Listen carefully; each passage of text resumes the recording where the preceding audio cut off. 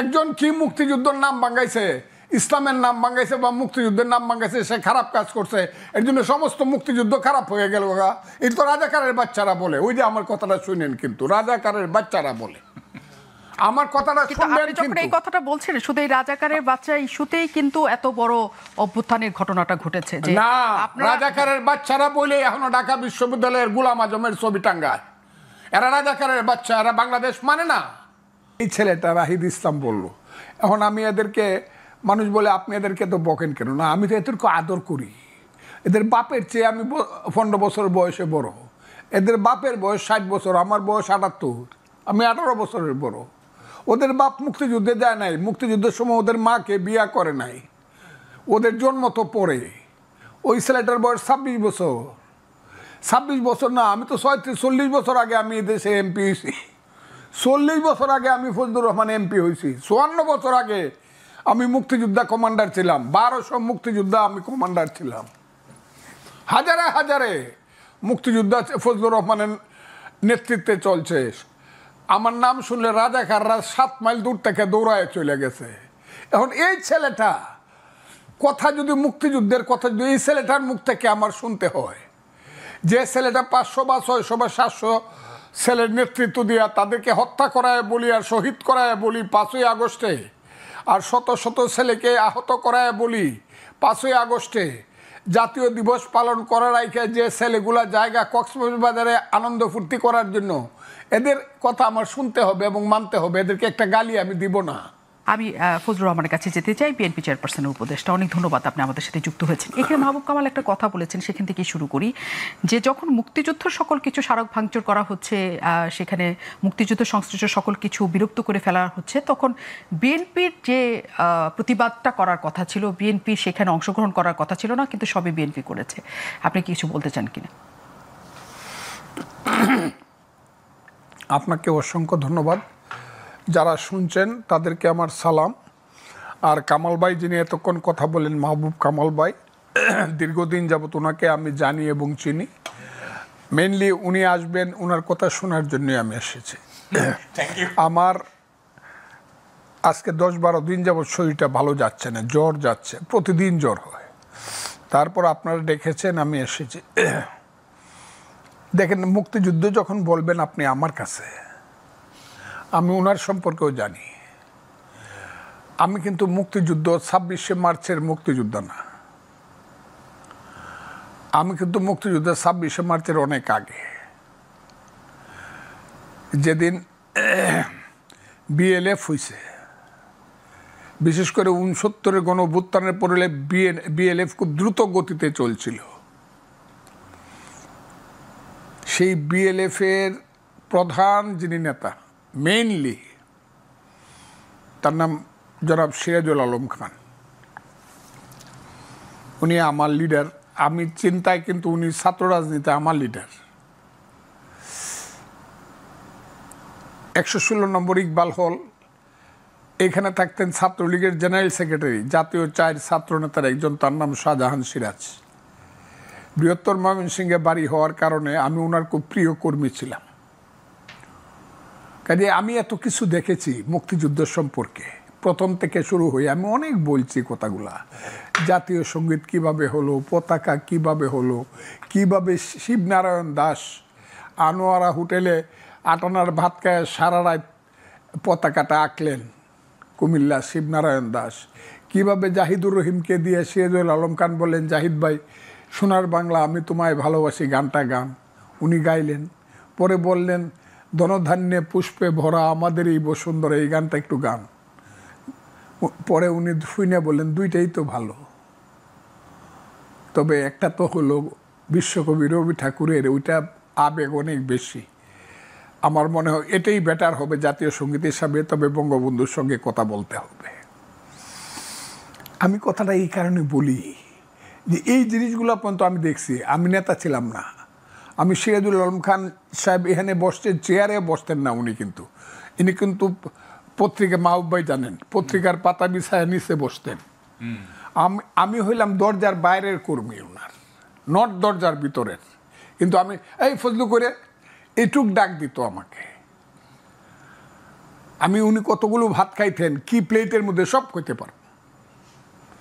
খালি এত কিছু দেখছি মুক্তিযুদ্ধ সম্পর্কে। আমাকে যখন আপনার মুক্তিযুদ্ধ সম্পর্কে কথা বলেন এবং মুক্তিযুদ্ধ সম্পর্কে কেউ যখন বাজে কথা বলে, বাজে কি বলবো আপনাকে, তখন আমার মনে হয় আমার মাকে গালি দেওয়া হচ্ছে।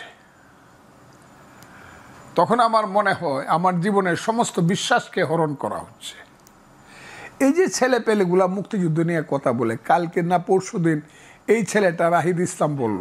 এখন আমি এদেরকে, মানুষ বলে আপনি এদেরকে তো বকেন কেন? না, আমি তো এদেরকে আদর করি। এদের বাপের চেয়ে আমি 15 বছর বয়সে বড়। এদের বাপের বয়স 60 বছর, আমার বয়স 78, আমি 18 বছরের বড়। ওদের বাপ মুক্তিযুদ্ধে যায় নাই, মুক্তিযুদ্ধের সময় ওদের মাকে বিয়া করে নাই, ওদের জন্ম তো পরে। ওই ছেলেটার বয়স 26 বছর। 26 বছর না, আমি তো 40 বছর আগে আমি দেশে এমপি হয়েছি। 40 বছর আগে আমি ফজলুর রহমান এমপি হয়েছি। 54 বছর আগে আমি মুক্তিযোদ্ধা কমান্ডার ছিলাম। 1200 মুক্তিযোদ্ধা আমি কমান্ডার ছিলাম। হাজারে হাজারে মুক্তিযোদ্ধা ফজলুর রহমানের নেতৃত্বে চলছে। আমার নাম শুনলে রাজাকাররা 7 মাইল দূর থেকে দৌড়ায় চলে গেছে। এখন এই ছেলেটা কথা যদি মুক্তিযুদ্ধের কথা যদি এই ছেলেটার মুখ থেকে আমার শুনতে হয়, যে ছেলেটা 500 বা 600 বা 700 ছেলের নেতৃত্ব দিয়া তাদেরকে হত্যা করায় বলি আর শহীদ করায় বলি 5ই আগস্টে, আর শত শত ছেলেকে আহত করায় বলি 5ই আগস্টে, জাতীয় দিবস পালন করার আগে যে ছেলেগুলা জায়গা কক্সবাজারে আনন্দ ফুর্তি করার জন্য, এদের কথা আমার শুনতে হবে এবং মানতে হবে। এদেরকে একটা গালি আমি দিব না, এদেরকে আমি দিব না। তোরা যে বিমানে যাচ্ছে বেটা 5 স্টার হোটেলে তাহস, বাপের কয় টাকা ছিল? তোদের যে বাড়ি দেখি আমি দেবিদ্বারে, মুরাদনগরে, পঞ্চগড়ে, আরো কমু কোনটা কইতেছেন আপনি? এদের বাড়িঘর গড় আছে, দোয়ার নাই, মাটিতে বৈশা খাওয়ার জায়গা নাই। এইসব ছেলেপেলেরা 100 টাকার ক্ষমতা ছিল না, এরা 100 কোটি টাকার মালিক হলো কিভাবে? এদের কাছ থেকে আমার মুক্তিযুদ্ধের শিক্ষা নিতে হবে যে 71-এর কথা বেশি কইেন না। আমরা 47ও কমো, 71 কমো, কিন্তু আসলে হলো 24। এরা হলো বেজন্মা। আমি এদেরকে বলি তোরা বাংলাদেশ থেকে যা। 71 যারা মানো না, যারা 71কে ছোট করে দেখাও, 71 হয়েছে বলেই তো বাংলাদেশ, নাকি 47-এর নাম বাংলাদেশ? আপনি বলেন। আপনি না, কিন্তু তারা মনে করে যে 71কে এটাকে আসলে একটা ধরনের বিক্রি করা হয়েছে, এটাকে হাতিয়ার হিসেবে ব্যবহার করা হয়েছে। কে বলছে? ব্যবহার করে সেটাকে একটা একজন ইমাম সাহেব, সে একটা রেপ কেসে পড়ছে, পড়ে তার যাবজ্জীবন কারাদণ্ড হয়েছে। এই কারণে কি ইসলাম খারাপ হয়েছে যে মসজিদে আর যাওয়া যাবে না, নামাজ আর পড়া যাবে না? একজন কি মুক্তিযুদ্ধের নাম ভাঙাইছে, ইসলামের নাম ভাঙাইছে বা মুক্তিযুদ্ধের নাম ভাঙাইছে, সে খারাপ কাজ করছে, এর জন্য সমস্ত মুক্তিযুদ্ধ খারাপ হয়ে গেল। এই তো রাজাকারের বাচ্চারা বলে। ওই যে আমার কথাটা শুনেন, কিন্তু রাজাকারের বাচ্চারা বলে। আমার কথাটা শুনবেন। যখন এই কথাটা বলছেন, শুধু এই রাজাকারের বাচ্চা ইস্যুতেই কিন্তু এত বড় অভ্যুত্থানের ঘটনাটা ঘটেছে যে না, রাজাকারের বাচ্চারা বলে এখনো ঢাকা বিশ্ববিদ্যালয়ের গোলাম আজমের ছবি টাঙ্গায়। এরা রাজাকারের বাচ্চা, এরা বাংলাদেশ মানে না। যারা নিজামীর ছবি, গোলাম আজমের ছবি ওখানে টাঙ্গায়, যারা, এরা বাংলাদেশ মানে না। এদের ভিতরে হলো পাকিস্তান। এটা এনসিপি তো টাঙ্গায় না, এটা হচ্ছে ছাত্র শিবিরের কাজ। ওহো, ছাত্র শিবিরই তো বলতেছি আমি। সব গাছেরই গোড়ায় এক। এরা সব ছাত্র শিবির থেকে বাইরে আসা ছেলে, অথবা জামাত থেকে অথবা জামাত গত 5 বছর যাবত এদেরকে এইসব আকাম কুকাম করার জন্য ট্রেনিং দিছে। এরা সব এক, এদের গোড়াটা এক। এখন এনসিপি হইতে পারে, তারা এবি পার্টি হইতে পারে, অন্য পার্টি হইতে পারে, বৈষম্য বিরোধী ছাত্র, কিন্তু এদের গোড়াটাও এক। হ্যাঁ, এরা ইয়াজিদের বংশ। বাংলাদেশের রাজনীতি এরা হলো ইয়াজিদের বংশ। এরা ইসলাম মানে না, এরা উমাইয়া, এরা হাশেমি বংশকে ধ্বংস করতে চায়। কিন্তু তাদের বক্তব্য হচ্ছে যে এখানে সকলের রাজনীতি থাকবে, সকলেই এখানে রাজনীতি করার সুযোগ পাবেন। আওয়ামী লীগ যেটা করার চেষ্টা করেছে যে একতরফাভাবে সকল রাজনীতি বন্ধ করেছে, তারাই রাজনীতি করেছে স্বৈরশাসকের মতো। কাজে সকলের অন্তর্ভুক্তিমূলক রাজনীতি চায় তারা। সেখানে জামাত শিবিরের রাজনীতিও যেমন থাকবে, এনসিপির রাজনীতিও থাকবে। মিথ্যাবাদী। এটা তো আমি প্রথম বলছি 10 মাস আগে, যে জামাত যদি মনে করে যে সরিয়ে আইন চলবে, ইলেকশনে আসেন। এনসিপি বা ছেলেরা যদি মনে করে যে তারা দেশ চালাবে, আমার কোনো আপত্তি নেই, আমার ছেলেরা তারা ইলেকশনে আসেন। কিন্তু গত 10 মাসে তারা করতেছে কি? গত 10 মাসে তাদের একমাত্র আক্রমণটা কোথায়? যে 47 আর 24 হইল আসল মুক্তিযুদ্ধ, আর 71 হইল ভাইয়ে ভাইয়ে ঝগড়া, এবং বিদেশে একটা দেশ চক্রান্ত করিয়া 71 করছে। এই 71কে কলঙ্কিত করার জন্য, 71-এর মুখে কালি মাখানোর জন্য এদের সমস্ত প্রচেষ্টা। এবং ওই যে আপনি একটু আগে বলছেন কথাটা, ওনাকে জিজ্ঞাসা করছেন, যুদ্ধটা কিন্তু এইখানেই। What is the principal contradiction of a nation? 1971 সনে প্রিন্সিপাল কন্ট্রাডিকশন কী ছিল? 1947 সনে প্রিন্সিপাল কন্ট্রাডিকশন কী ছিল আমাদের জাতির? ভুল হোক শুদ্ধ হোক, সেটা ছিল হাত মে বেরি মুখ মে পান লড়কে লেঙ্গে পাকিস্তান। পাকিস্তানের সঙ্গেই পক্ষে আমরা ছিলাম, আর পাকিস্তান হবে কি হবে না এটা ছিল মূল কন্ট্রাডিকশন। 71-এর মূল কন্ট্রাডিকশন কি?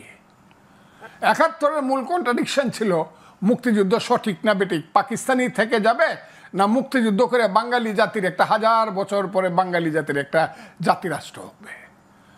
সেই 71-এর যে যুদ্ধটা, এটা সাধারণ যুদ্ধ না, 5ই আগস্টের যুদ্ধ না। কোথায় আপনি হিমালয় পর্বতের সঙ্গে আপনি টিলাকে দিয়ে কম্পিটিশন করাতে চান, এরপরে আপনাকে বলতে হবে আপনি সৎ চিন্তা করেন। আপনি তো অসৎ চিন্তা করেন। আপনি তো বাংলাদেশের মুক্তিযুদ্ধকে আপনি টিলার সাথে তুলনা করতে দিন। 71-এর মুক্তিযুদ্ধ হলো হিমালয় পর্ব। শত শত বছর যাবৎ যে মুক্তিযুদ্ধের যে নির্যাস, সেই নির্যাসের মধ্য দিয়ে সেই 52-এর ভাষা আন্দোলন থেকে 62, 64, 66, 69, 71, 70-এর নির্বাচন, একটার পর একটা স্লোগান, বা তোমার আমার মায়ের ভাষা, মুখের ভাষা, বাংলা ভাষা, বাংলা ভাষা। তারপরে তুমি কে আমি কে, বাঙালি বাঙালি, তোমার আমার ঠিকানা পদ্মা মেঘনা যমুনা, রক্ত সূর্য উঠেছে, বীর বাঙালি জেগেছে। একটার পর একটা স্লোগান হতে হতে কি হয়েছে? কিসের জন্য যুদ্ধটা করছিলাম? আমরা বাঙালি জাতিরাষ্ট্রের জন্য যুদ্ধ করছিলাম, বাংলাদেশ সৃষ্টি করছিলাম। এখন যদি বলে যে না বাংলাদেশ তো এটা সৃষ্টি হয়েছে, শেষ হয়েছে, এইটা এখন সমান 47-এ, তাইলে মানুষ যদি বলে যে 1400 বছর আগে তো ইসলাম হয়েছিল, এটা তো পুরানো হয়ে গেছে, এটা সমান, তা তো হবে না। যদি আপনি মুসলমান হন, 1400 বছর পরে হলে আপনাকে ইসলামকে শ্রেষ্ঠ হিসাবে মানতে হবে। আমার কথাটা খুব বুঝার চেষ্টা করেন। আর আপনি যদি মুক্তিযুদ্ধ বিশ্বাস করেন 71, তাহলে আপনাকে বিশ্বাস করতে হবে যে 71-এর যে যুদ্ধটা হয়েছিল চিরদিন বাঙালির জীবনে থাকবে, এবং এইটাই হলো বাঙালির 1000 বছরের শ্রেষ্ঠ অর্জন। কিন্তু তারা পেছনে ফিরে আমি তাদের কথার জবাব, এরা আমাদের ছেলে, এদের কথার কোনো জবাব আমি দেব না। নিশ্চয়ই না, কিন্তু 24টা সেই 71-এর ধারাবাহিকতা হিসেবেই তারা রাখতে চান। কিন্তু শুধু 71-কে কেন্দ্র করে যা কিছু করা হয়েছে সেটার পক্ষে তারা নন। তারা মনে করেন যে মুজিববাদ সৃষ্টি করা হয়েছে। তারা মুজিববাদ কবে হয়েছে? ছেলেরা জানে ওর বাপের জন্ম হয়েছে কবে হয়েছে মুজিববাদ? কতদিন পর্যন্ত মুজিববাদের স্লোগান হয়েছে? হাসিনার আমলে কি একটা মুজিববাদের স্লোগান হয়েছে? মুজিববাদের স্লোগান হয়েছে 1972 সনে, বিশ্বে এলো নতুন বাদ, মুজিববাদ মুজিববাদ। ছাত্রলীগ যখন 2 ভাগ হয়ে গেল, তখন সিরাজুল আলম খানের যে নেতৃত্বে যে ছাত্রদল রব সিরাজ ছিল, তারা দিত বৈজ্ঞানিক সমাজতন্ত্র, আর নূরে আলম সিদ্দিকী এবং আব্দুল কুদ্দুস মাখনরা দিত বিশ্বে এলো নতুন বাদ, মুজিববাদ মুজিববাদ। কিছুদিন পরেই দেখা গেল এটার পিছনে কোনো থিসিস নাই, কাজে 73-এর পরেই মুজিববাদ মুজিববাদ স্লোগানটা থাইমে গেল। এটা খন্দকার মোহাম্মদ ইলিয়াস একটা বই লিখেছেন, হ্যাঁ মুজিববাদ লিখছিল। মুজিববাদের উপরে কোনো স্লোগান হয় না। কিন্তু 73-এর পরে মুজিববাদ কোনো স্লোগান ছিল না। আমি বলি শুনেন, এটা কি হয়েছিল? এইটা ছাত্রলীগ যখন ভাগ হয়ে গেল, তখন কোন ছাত্রলীগ, 2টা ছাত্রলীগকে আইডেন্টিফাই করার জন্য একটা মার্ক অফ ডিটেকশন, যে এটা কি রবের ছাত্রলীগটা কি, এটা হলো বৈজ্ঞানিক সমাজতন্ত্র বা এটা সমাজতন্ত্রী, আর এটা কি, এটা হলো মুজিববাদী। এটা ডিফারেন্সিয়েট করার জন্য, এটা কোনো ফিলোসফি হিসাবে না। 73 পরে মুজিববাদ ইট ওয়াজ নো লঙ্গার হার্ড, এটা কেউ শুনেও নাই। কিন্তু সেটাই কিন্তু আমরা এখন শুনছি, আমরা তো না এটা বললে তো হবে, এটা তো বললে হবে না। আমি বলি মুজিববাদের স্লোগান গত 50 বছরে একদিনের জন্য হয় না, এগুলো মিথ্যা কথা বলতেছে। কিন্তু যারা আরেকটা কথা আপনাকে বলি, আরেকটা কথা বলি, ওই যে আপনি বলতেছেন যে ওগুলা বাদ দিয়ে দেন, সবকিছু করে দেন। আচ্ছা, শেখ হাসিনা যে 96 থেকে 2001 সন প্রধানমন্ত্রী ছিলেন, তার দল দেশ চালাইছে, ভালো মন্দ সেটা ইতিহাস বিচার করবে। তারপরে 2009 থেকে 2024 খুব খারাপ চালাইছে, ফ্যাসিস্ট। এই 2টা সময়ে শেখ মুজিবুর রহমান কই আছিল?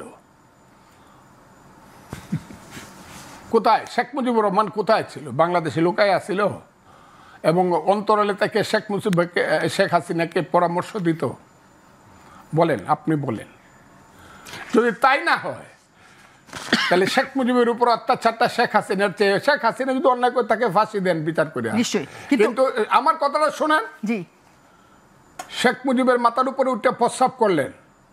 যে বাড়িটা একটা ঐতিহাসিক বাড়ি, বাঙালি জাতি যতদিন থাকবে, ওই বাড়ির থেকে যে আঙ্গুলটা দেখাইছে 23শে মার্চ, ওটা থেকে যাবে। কিন্তু সব পুরায় দিলেন, করে দিলেন। আর শেখ মুজিব হলো পৃথিবীর সবচেয়ে খারাপ। হাসিনার 15 বছরের শাসনই কি শেখ মুজিব কবর থেকে উঠে এসে তাকে খুব পরামর্শ দিছিল? তাইলে সবটা জেদ হইল শেখ মুজিবের প্রতি। কেন আপনি মুক্তিযুদ্ধ মানেন না? যে শেখ মুজিব এই খারাপ কাজটা করছিল। এই কথা থেকে আসি যে হ্যাঁ, ৭২-এর নাম আনার পেছনে বা ৭২-এর এই রকম মুখোমুখি দাঁড়া করানোর পেছনে ওটাই ছিল কিনা যে শেখ মুজিবকে না মানা, নাকি আসলে এটাও ছিল যে শেখ হাসিনার পেছনে এই ধরনের মুজিববাদ বা এই মুক্তিযুদ্ধকে হাতিয়ার হিসেবে ব্যবহার করার জন্য শেখ হাসিনা এই জায়গায় এসছেন?